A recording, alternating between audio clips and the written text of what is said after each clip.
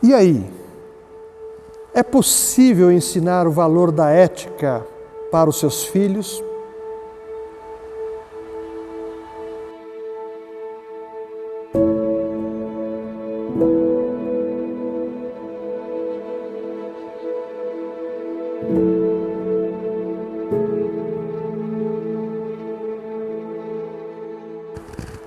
Olá!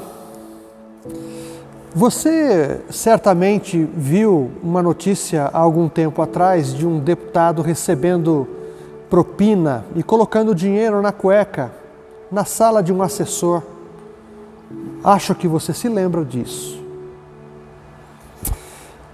Talvez você se lembre também de um episódio na Bíblia sobre Eli e os seus 2 filhos, Hofni e Finéias. Vocês se lembram que eles faziam coisas completamente erradas como filhos do sacerdote, pertencendo à família sacerdotal, eles faziam coisas abomináveis ao Senhor. E o seu pai, apesar de ter avisado, até onde eu percebo, me parece que ele colocou panos quentes e não corrigiu devidamente no mesmo nível do erro cometido ou dos erros cometidos. Eles pecaram profundamente contra o Senhor. Talvez você se lembre também de um outro texto no Novo Testamento, de um casal, Ananias e Safira, prometendo alguma coisa ao Senhor e foram aos pés dos discípulos e depositaram um valor diferente do prometido a Deus. E o apóstolo Pedro, então, cheio do Espírito Santo, repreendeu Ananias e Ananias morreu. E depois disso veio a sua esposa e o mesmo fato aconteceu com ela também e ela expirou, morreu aos pés do apóstolo Pedro. E de um último caso também, numa certa ocasião, Paulo repreendeu Pedro porque Pedro comia com os gentios de maneira muito tranquila. E quando chegou uma comitiva de Jerusalém, de líderes judeus da igreja de Jerusalém, ao chegar ali onde eles estavam, Pedro mudou de comportamento e Paulo, percebendo aquilo, chamou Pedro à parte e o repreendeu, assim, na cara. E ele disse para Pedro que Pedro não estava andando conforme a verdade. São exemplos bem curiosos nas Escrituras. Aliás, tirando o deputado aqui que recebeu o dinheiro, todos os outros são erros interessantes que a Bíblia declara. Deus joga luz, não é? Nesses fatos, e a Bíblia não disfarça, ela mostra que todos nós, em algum momento, pecamos, erramos, não é? E o que tem a ver isso com a pergunta que eu fiz inicialmente? É possível ensinar o valor da ética aos nossos filhos, aos seus filhos? Eu diria que sim. E eu quero até incentivá-los a fazer isso, e acho que não é um bicho de 7 cabeças. No primeiro vídeo que nós mostramos aqui, nós falamos sobre o que é ética. Não é um conjunto de normas, de regras, que acatadas pela sociedade servem para regulamentar os espaços, a conduta dessa sociedade. E nós podemos então fazer isso na nossa casa, no nosso convívio com os nossos filhos. E eu quero passar umas dicas nesse vídeo curto de como fazer isso com os nossos filhos. Eu tenho uma filha já casada, tem mais de 30 anos, não é? Mas tive algumas experiências juntamente com a minha esposa no trato com a minha filha em algumas ocasiões. Então eu quero enumerar aqui algumas dicas de como fazer isso. Em primeiro lugar, nós pais, nós temos que conhecer o que é ética, em outras palavras, o que é moral. E conhecendo e nos inteirando sobre isso, nós devemos aplicar em primeiro lugar na nossa vida, para depois a gente passar para os nossos filhos. É claro que nós, pais, nós também temos as nossas deficiências, não somos bons em tudo, precisamos aprender, a cada dia estamos nos reciclando, e ninguém é pai perfeito para ensinar os seus filhos que estão em formação. Mas nós temos que conhecer esses princípios éticos, morais, em primeiro lugar, aplicá-los na nossa vida, para depois passar para os nossos filhos, não é? Porque eles estão logo de pequeno caminhando para um outro lugar. Parece que o nosso lar, a nossa casa, já não é como antigamente era, entre aspas, um lugar onde se aprendia princípios morais e éticos, não é? No convívio com a mãe e com o pai. E eles iam para a escola e aprendiam um pouco de moral e cívica. Eu já estudei, muitos que estão me ouvindo já passaram por essa matéria na escola, não é? Mas hoje os pais não estão tão presentes assim, muitos casais trabalham, a educação de alguma maneira está sendo terceirizada e esses princípios éticos e morais não são aprendidos onde os nossos filhos são deixados. Então, em primeiro lugar, os pais devem aprender, ter esse conhecimento, se inteirar desses princípios éticos e morais, aplicá-los em sua vida para depois passar para os filhos. Em segundo lugar, seria interessante os pais gastarem um tempo, passarem um tempo conversando com os seus filhos, explicando a diferença ou as diferenças entre o que é bom e o que é ruim, entre o que é certo e o que é errado, não é? Esclarecer esses princípios até o ponto de perceber que os filhos estão começando a ter uma noção melhor desses valores.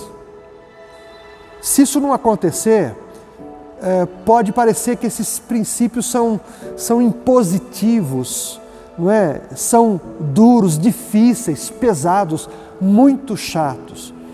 Mas à medida em que os pais vão explicando o porquê disso, o porquê daquilo, porque não pode, porque pode, o que deve, o que não deve, é muito legal, não é? A mente da criança vai se abrindo para um mundo desconhecido. E é muito interessante ver os nossos filhos fazendo as coisas com entendimento e deixando de fazer algumas coisas erradas com entendimento e por prazer. Então os pais têm uma participação fundamental nessa explicação das diferenças do que pode e do que não pode. Em terceiro lugar, eu acho muito bacana também os pais, pai e mãe, como casal, bolarem algumas situações para que os filhos sejam exercitados, não é? Eu acho que está nas mãos dos pais a condução da inteligência dos filhos. Então, para que os filhos possam exercitar a sua vontade, não é? Demonstrar as suas tendências, demonstrar também algumas dificuldades que eles têm, seria muito legal que os pais bolassem alguns exercícios nesse sentido, não é? Escritos, às vezes saindo para um lugar, fazendo perguntas para os filhos, colocando situações para eles estarem decidindo o que você faria, o que não pode, o que pode, por que sim, por que não, né? Construindo esse alicerce ético e moral. Uma quarta coisa que eu acho que os pais devem desenvolver é paciência em caminhar junto com os filhos, nesse crescimento paulatino. Às vezes nos falta paciência. Quando os filhos vêm nos questionar, eu já falhei na criação da minha filha nesse sentido, assim, não percebendo que ela queria perguntar alguma coisa, porque eu estava assistindo uma televisão, ou eu estava tocando violão, ou lendo um livro, e não deixei que ela se aproximasse para me fazer uma pergunta. Depois a gente conversa sobre isso. Então, hoje, eu acho que é um pouco tarde no meu caso, mas assim, e me arrependo, irmãos, me arrependo de não ter feito isso. Priorizar, dar um tempo, ter essa paciência em caminhar nesse sentido, não é? Ser mais perseverante. É como o texto de Deuteronômio nos ensina, ensinar os nossos filhos em casa, ao deitar, né, ao levantar, caminhando pelo caminho, né, na rua, num passeio, e ter essa percepção de que a gente precisa ser paciente. Uma quinta coisa,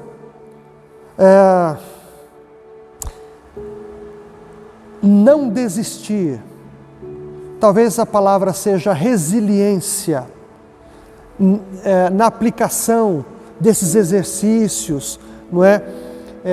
Nesses ensinos éticos e morais, ter resiliência até que a gente perceba que eles estão entendendo, não é? E assim, quando eles chegarem numa idade, a ciência diz que a formação do caráter, alguns divergem nesse sentido, mas a formação do caráter na criança, ela se localiza mais ou menos ali do 6º ao 8º ano, não é? Ele já está mais estruturado. Então, ter resiliência até que a gente veja esses princípios se formando nos filhos é muito importante. É muito importante. Quando ele se tornar um pré-adolescente, ele já tem as bases. Quando ele for para a escola e começar a enfrentar os primeiros desafios ali, naquele contexto de competição, de aquelas disputas, quando os apelidos vêm, os bullying acontecem, não é? Se os nossos filhos estiverem bem estruturadinhos, eles vão ter menos dificuldade de responderem a essas questões. Eles vão se sair melhor nesses embates, não é? Porque eles estão em formação, mas eles vão se lembrar dos princípios que aprenderam com seus pais. Então, ter resiliência até ver esses princípios formados nos filhos, vai trazer uma segurança para eles e também para nós, para vocês, pais, que estão passando por esse processo de aprendizagem, não é? E ter esse cuidado é uma última dica que eu daria. Não pressionar a criança ao ponto delas reagir achando que isso é uma coisa chata, enfadonha, cansativa, não é? Por quê? Porque ela está sendo bombardeada de todos os lados com muitas ofertas. E nós, pais, temos que ter essa inteligência de passar esses princípios de maneira gostosa, leve, não é? De maneira alegre, descontraída, não é? E nunca esquecendo que apesar dessa demonstração de alegria, de leveza tal, estabelecer limites, que é uma coisa que não tem acontecido hoje. Crianças estão respondendo para os seus pais, desobedecendo aos seus pais, não é? Mentindo aos seus pais, por causa da falta de limites. Então, são dicas de como ensinar o valor da ética para os nossos filhos. Que a igreja não seja um lugar chato para os filhos. Que a palavra de Deus não seja vista como um livro retrógrado, um livro ultrapassado.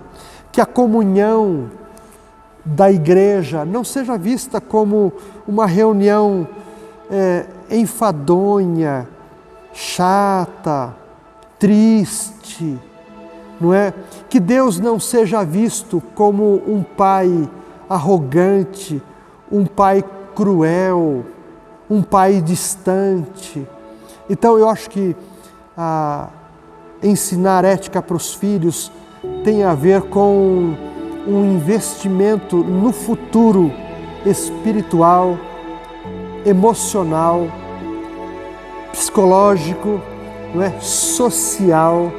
Eu acho que vale a pena quando eles crescerem, como diz a palavra de Deus, eles vão se lembrar. Se eles decidirem não caminhar nos princípios, é uma outra história, mas eles vão saber que terão uma responsabilidade diante de Deus por escolherem esse caminho. Mas não vão se esquecer que nós pais contribuímos para uma vida melhor deles, para um futuro melhor, mais seguro, alicerçado na vontade e nas promessas de Deus. Que Deus nos abençoe nessa tarefa de criar os nossos filhos segundo o que Deus planejou.